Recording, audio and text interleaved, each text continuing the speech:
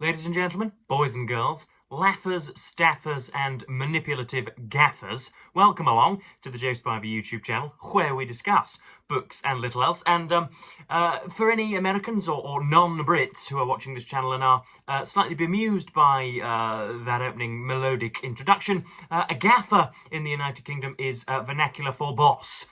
So if I were to tell you that the gaffer has finally brought his missus in, I don't mean somebody who gaffs, I mean somebody who pays the wages and abuses the coffee machine.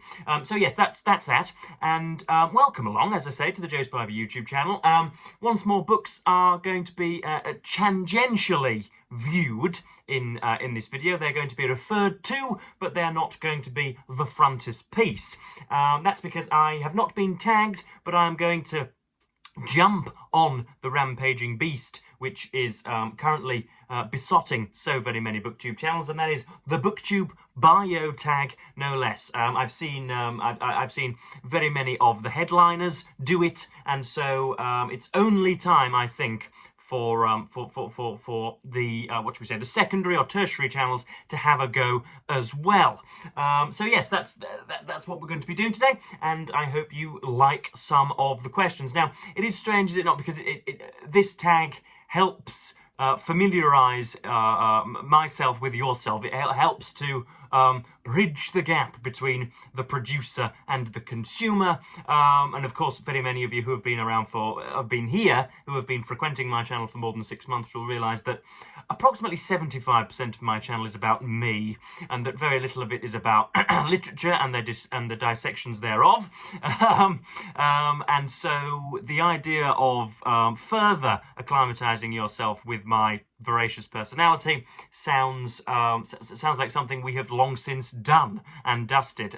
But there are very many coming every single day and week, and so you need to know a little bit more about me. So here are the questions, and let us be on with them. Question 1, who are you? Share a little bit about yourself, as much as you feel comfortable. Well, I am actually, folks, an Anglo-Bolivian pole dancer. Do not let this foppish manner fool you. I can twist and stalk with the best of them, and I am usually booked for hen parties, or again, as you Americans call it, bachelorette parties, bachelor or bachelorette parties. Is there a more slimy and fundamentally puerile Americanism than bachelorette party? I really don't think there is. But yeah, I'm booked for those parties, and that, of course, has taken me. I don't just largely, of course, now that we have bi-directional digital media, I am able to pole dance from afar, and I can do it for my paying subscribers all over the world. But before the turn of the 21st century, I was quite often doing so on the road, and so that I've gone to Helsinki, I've gone to Belgrade, I've gone to the South Sudan, I've gone to Patagonia. I've been all over. Myself and my lathered stomach have been everywhere. The strangest gig that I was at whilst being an Anglo-Bolivian pole dancer was probably in Tibet, actually, when because I was dancing for a bunch of Chinese bureaucrats, and homosexuality isn't so much outlawed in China, but I think it's frowned upon amongst the top brass. It doesn't tie in well with notions of, you know, masculine supremacy and with with tyrannical patriarchy and the rest of it, and so it had to be done in silence. Usually there's lots of whooping and lots of clapping and clicking, and you know, often very many dollars or yen are thrown at me, and yet that was done pretty quietly. So that's a little bit about my my gigs on the side. But no, seriously, obviously my name is Joseph Edward Spivey, and goodness Lord, I was, for the majority of my life, was an aspiring professional cyclist. Between the, you know, when you first gain consciousness, between the ages of maybe 12 and 13, between the ages of 13 and 18, I wanted to be a professional cyclist and was doing 200 miles per week and was pedaling in the worst hail and indeed the finest sunshine, and didn't myself ever aim at winning the Tour de France, because you soon realise that you're just not good enough. But with due effort and with intravenous injections of erythropoietin, I imagined that I could have helped somebody to win the Tour de France and thus pocketed, you know, $250,000 per annum. That would have been nice, wouldn't it? But these things weren't to be. The SARS-CoV-2 virus came to befuddle and enfeeble us all, and so my career prospects were derailed. Then I went to university. Throughout my schooling life, I was always naturally very gifted, but very seldom applied myself. I topped the rosters in English because I think we learn from writers every day, do we not, that you don't have to apply yourself if you have natural talent with poesy and prose. You can still set the world alight even if you don't put much effort in. So I was always pretty good at English language and literature, but never really applied myself. And then in the final year of sixth form, 18 and 19, I finally decided that academia was my bag and that I ought to get some decent numbers, and managed to. But again, SARS-CoV-2 meant that I never actually sat A-levels, which again for Americans or those further afield are the exams which are sat before applying for university. And so we were given predicted grades by a man by the name of what is his name? Is it Gavin? No, Gavin Newsom's in California, Joe. Gavin Williamson, who was Secretary for Education at the time, Secretary for State for Education in Boris Johnson's cabinet at the time. And as a result, I didn't quite get what I wanted. I got an A star in English literature, but I didn't get the history grade I would have gotten in 4 months' time if I'd actually sat the exam. I didn't get the physical education grade that I wanted. I wanted 2 A stars and an A in order to inhabit the leafy folds of Oxbridge, but this was just not to be. And of course, because I cannot take responsibility as a member of Generation Z, I'm going to blame it on external situations and external forces rather than my own folly and insubordination. So that's a little bit about me. And I went to university and purpled very many seminar rooms with my strange opinions, the idea that not all art is of equal value, and that that men shouldn't in fact be transported via the state's purse to rural Poland for prominent execution. So yes, I went to university and never really got going as a result, and decided that my interests were better served writing and reading and, heaven forbid, prevaricating on the internet than acquiring a degree. And I have since been proved entirely correct, because everybody with whom I went to university, everybody with whom I was doing an English literature degree, have since joined the dole queue alongside me. They are one of my best friends, Mr. Wilson from Brighton, George Wilson from Brighton, is selling solar panels, which isn't what a music degree is usually procured for. And most of the other people with whom I was at university are picking fruit and laying gravel and digging graves and all of the other stuff. I, for example, am a sort of gauleiter of cliches, and also I am actually was something of a theatrical character, as I'm sure you're well aware. Mainly at primary school, but at secondary school I had a little bit of a. I was once scouted as a particularly decent actor, but because such practices and preoccupations were seen by my hypermasculine self to be uncool, I shunted those chances to the side and went on playing rugby and cycling. But since of course I am now a decent actor as well, but unfortunately I can only be I'm only ever cast as a sort of vitriolic progeny of the Earl of Ketchup, or as a sort of an inspiration for a sketch artist if indeed they need periodical posters about the master Aryan race. That seems to be the only thing for which I am useful in the cinematic world. But there we are. So that's a little bit on me. How long have you been on BookTube? That's the second question. I have been on here for nearly 18 months now, I think, in which time I've created about approximately 241 videos and have angered just as many septuagenarians with my brash zeal. Question 3. What kinds of books do you love to read? Has BookTube had an effect on what you read? Now, again, for many of you who have been here ages, you will know that I usually break bread with the long since dead. In other words, I like reading canonical classics. In the Belly of the Beast, the books which have been matured by time and which have successfully remained in the bottom divot of the time of time's sieve.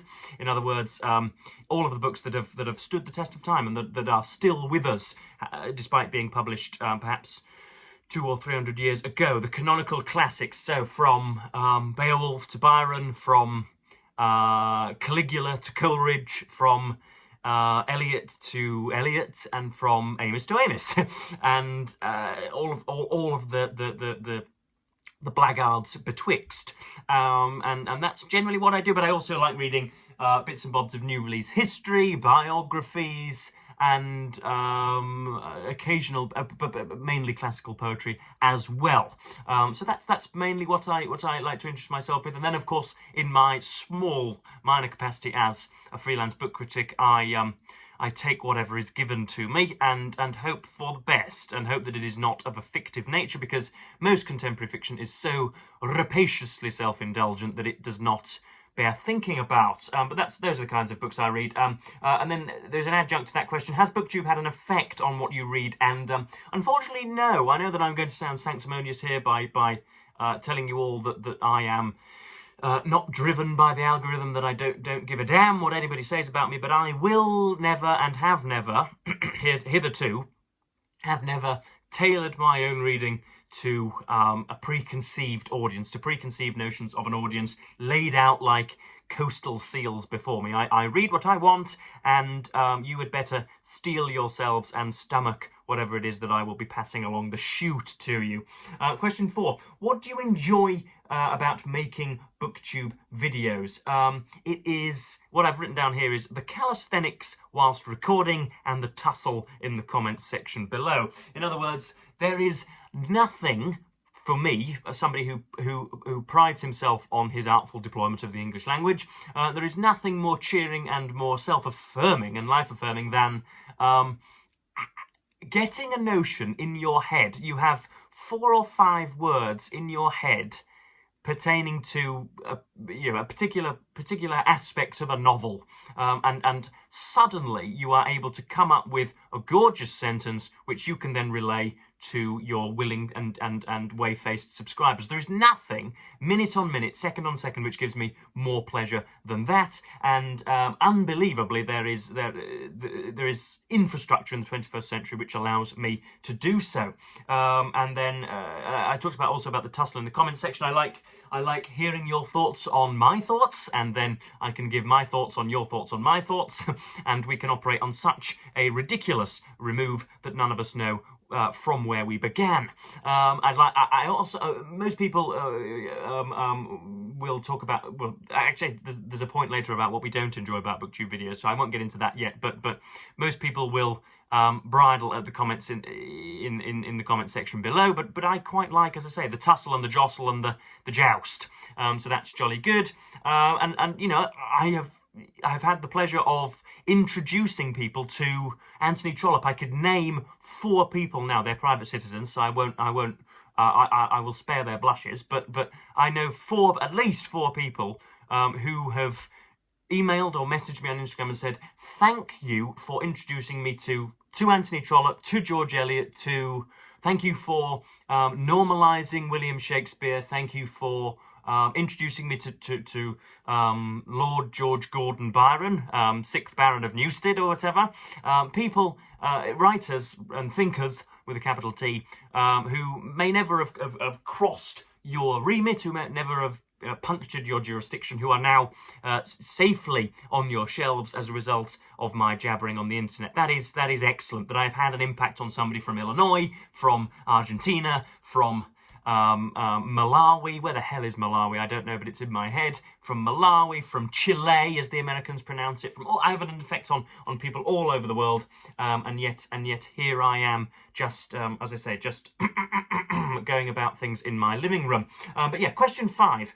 What do you not enjoy about making videos and BookTube videos? And most people will say the vitriolic comments, the harmful, scathing comments. Now, I only care about harmful, scathing comments if indeed they come from a constructive place, and if indeed they are in fact correct and based in evidentiary reality. In other words, if somebody says, well, goodness me, that was a terrible video. You obviously have not read Jane Austen's Pride and Prejudice, yada, yada, yada. I can brush that out. If somebody calls me an industry plant, somebody paid for and somebody who is acting as a mouthpiece for, Lord knows, George Soros or the World Economic Forum or, you know, anybody in Davos, then I know to discard that as the rambling and wailing of somebody long past and beyond the pale. Whereas if somebody actually critiques me, then does it respectfully and does it hoping to,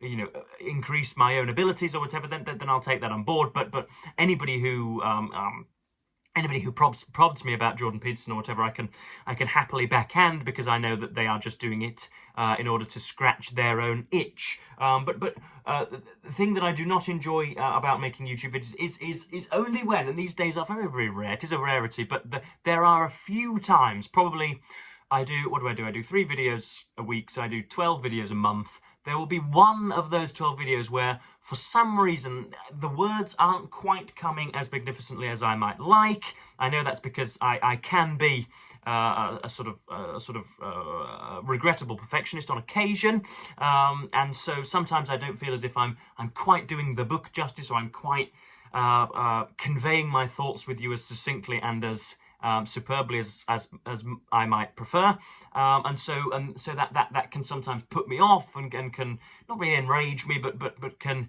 make me dissatisfied with my own work. And that's the only time when I feel as if. And also there are times, as I've just remembered this, the French have a phrase, do they not? Esprit de l'escalier. In other words, when you're this usually pertains to people at a party, to party goers, when they are having a tussle in the, you know, whilst they're quaffing their champagne, and suddenly a zinger comes to them, which might have been useful at the time, but instead the zinger comes to them when they're in the taxi going home, or when they are, you know, on their own landing in 3 days' time. Sometimes that occurs in my case as well. So I will have 6 or 7 things in my head, and I will get 5 of them out, and then by the time I've stopped recording, the 6th and 7th thing will come back to me, and I will be disgusted at having left them on the cutting room floor. They go to the the notions in the sky, and are never voiced on YouTube ever again. So those are the only things that I do not enjoy.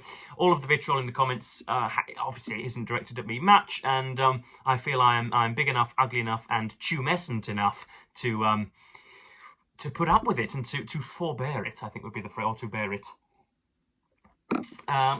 Where are we next? We are at question 6.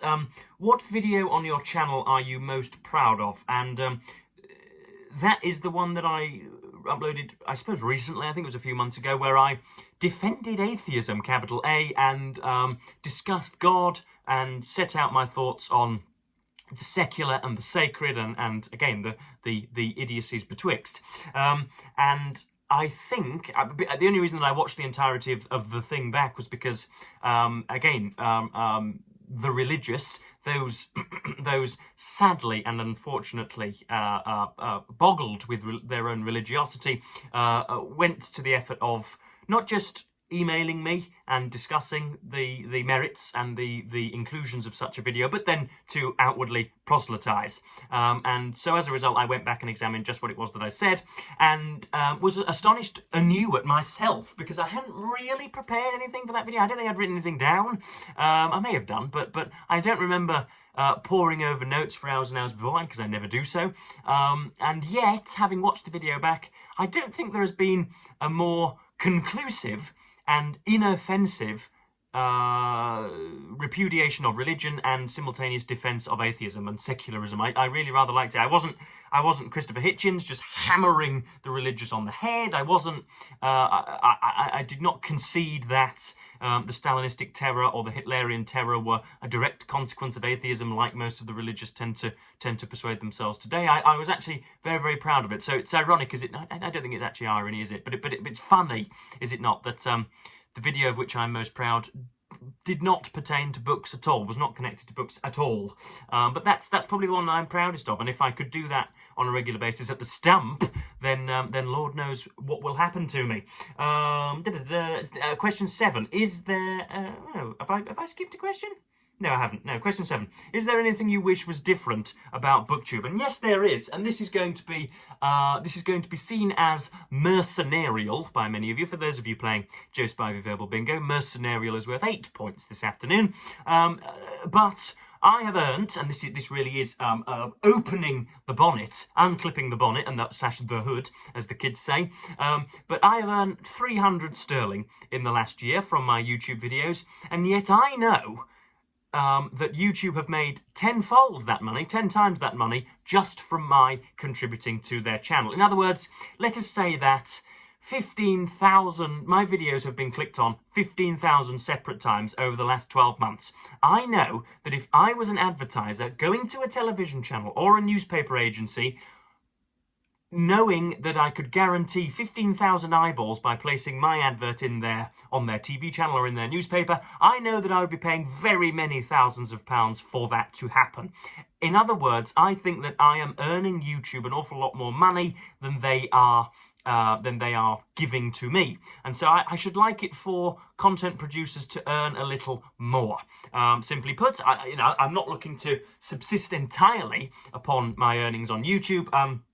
But I would like to. I would like a little bit more, and I wouldn't mind if YouTube were struggling themselves and they were just dishing out as and what they could. But as I say, I have an idea that that I am earning them an awful lot more money than they are responding with in my own in the amounts that I am myself given out. So look, I'm sorry if that sounds in any way self-interested or superficial or callous or whatever, but yeah, I would like for the smaller channels, for myself and for Aaron Facer and for Hannah, whatever Hannah's channel is called. Is it called Reading with Hannah? I don't know. Hannah's Books. Whatever those of us who are operating on with fewer than 20,000 subscribers, people who make 3 or 4 videos per week, who do not edit and do not have the big bright Hollywood lights on them. I should like for them to earn, I'd like for us to earn a decent whack. It seems on YouTube, either you earn £4 trillion an hour by dunking your nearest and dearest siblings into green gunge, or you earn absolutely nothing for doing some for producing some very decent videos indeed. And I should like there to be a rebalancing of the force. But yeah, I haven't really fleshed out that idea, but I thought I would give it to you in its barest bones. Point 8. Name 3 books that you have reviewed on your channel that you feel represent who you are as a reader. And I've just realised that I was going to collate these books physically, but I have failed to do so, so I shall just have to name them and hope that you can imagine them in your minds.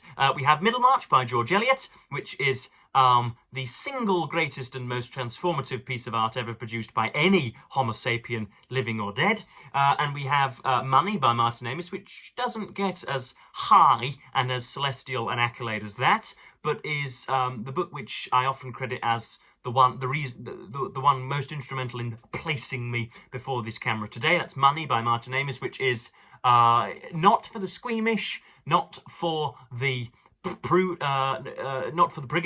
but for the prurient, I suppose, and it places a film producer or director on a sort of cross-Atlantic voyage between England and America, and allows him to engage in the pornographic sleaze and all of the other hedonistic fantasies which Martin Amis thought were, unduly bedeviling the 1980s. Little did he know that would then metastasize into the 21st century. But that's, so Middlemarch, Money, and I suppose I could just grab it because it's in view.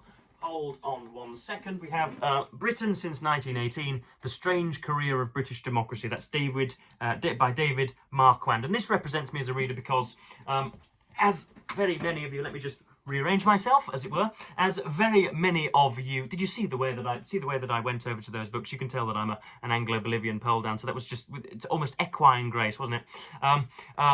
That typifies me as a reader because, as you well know, I politicise on very, very many occasions, and I am obsessed with American politics and British politics, and this book was absolutely fantastic. The first third of it, indeed, was excellent. It categorises the different actors and players of British democracy since 1918, as is eponymously denoted, and yeah, was brilliant, absolutely brilliant. And Marquand has only just passed and was, I think, a Labour peer at some point. So yeah, those 3 books define me as a reader. Now, question number 9: name 3 booktubers whose content inspires you. Now, I am a think tank of 1, so I am not inspired or affected by anybody at all. And to suppose so would be what would that be? That would be lining you up for public execution when indeed I do take dictatorial power here in these United Kingdoms, in this United Kingdom. But if pushed, okay, I'm going to have to list, of course, Steve Donoghue, who lingers over everything in his way-faced Bostonian way. Strange figure indeed, because he obviously maintains the fantasy, the satirical fantasy that he is a sort of iron-clanging, beautiful 28-year-old, when everyone can see that he is in fact 346 and competes only with a Greenland shark for the sort of the oldest mammal still swimming abroad. And yet I'm sure all of the medical practitioners and all of the healthcare professionals on whom I'm sure he daily relies reinforce the fantasy that he is 28. But I suppose he's been around a while. He's a little bit long in the tooth, but you know, he's been around a while and has read a few books, and is therefore somebody whose authoritative criticism we should trust. I guess it sounds like I'm just reading off company lines, but there we are. We've got Robert G, reader of books, who has done more than anybody to reinterest me in the classics of Greece and Rome. He reads a lot of history, a lot of stuff on the Roman Empire, and for somebody who does not bother themselves with that, I've actually found Robert's videos to be very, very consequential in my own life, you know, in trying to apprehend that very great subject. I'm not a fan of the Romans or the Greeks. For some reason, I just, as I've said before, I can't summon the energy to, I can't summon the interest in those subjects, and yet he's done a good job of doing so, and he is very, very consistent as well. On a weekly basis, you can nearly always rely on a video. And then we have a channel by the name of Quirine, I think it is, Quirine. Now, unfortunately, she is, again, many of you are thinking that I'm going to include her because she is an 11 out of 10, simply put. She is a gorgeous Dutch woman, and yet this is not the case. That certainly will have been the inspiration. That will have been what drew me in, perhaps, even because I am just as hedonistic and just as simple-minded as the biggest of brutes. But I'm free to admit that she cannot extemporaneously construct a sentence, and she isn't what I would readily agree to be a decent reader or writer or speaker, and yet she has, over the last few weeks and months, done an awful lot of discussion of writing and writer's block and the difficulty attached to the creative process and her inability to get pen to paper and all the rest of it, and that's been pertinent both to me and to many others in her comment section, and is great. She is somebody who will not lie on camera, even though all of the incentives are laid out to do so. If she's feeling down, if she's feeling ill, if she's feeling perturbed by the world, then she will quite often just say that to the camera rather than stopping recording and going again tomorrow, which is what very many of the others do. And then finally we have According to Alina. I think that's how we might pronounce her name. And again, unlike, she has all of the prerequisites to lie and all of the prerequisites to antagonize and to sort of appease the algorithm, and yet she has not done so, and yet she has also managed to acquire very many subscribers. I think last time I checked, she had 50,000 subscribers, and she brilliantly walks the tightrope between popularity and conventional thinking and sort of individualistic content. She doesn't simply just parrot the lines of forebears or whatever. Her channel is entirely her own. Her actual content, the subjects that she brings up and the way in which she deals with them is particularly fantastic and you know, adroit and all the rest of it, and clearly very, very considered. And yet, unlike, again, 90% of the females between the age of 20 and 30 who are prominent on YouTube. She doesn't think that men should be executed en masse in rural Poland, which gets a jolly good thumbs up from Joseph Spivey. So those are the booktubers who I suppose inspire me. I don't really know that. That's not the opposite phrase. I mean, you know, they compel my attention on a weekly and monthly basis. And then question 10 at last, or point 10, share the love. It can be challenging to find your audience. Name 3 booktubers who you think need more hype. Now, first of all, we have Aaron Facer, who has, I think, 1,500 subscribers, but does videos much in the same way that I do, just speaks to the camera and gives the world his heart. He reads a lot of the very, very small Penguin classics that are but 50 pages in length. They usually have the first novel, the first sort of juvenilia of Dostoevsky or some other rubbish, but he reads a lot of that. He reads a lot of what I would regard as quite stagnant poetry. He reads a lot of canonical poetry as well, and other stuff as well. and so he has 1.5 thousand subscribers, but his content, what an awful phrase, his deportment on camera isn't as fiery and as vivacious as mine, but his points are just as salient, I'm sure we'll agree. So there's Aaron Facer, and I suppose it is morally incumbent upon me to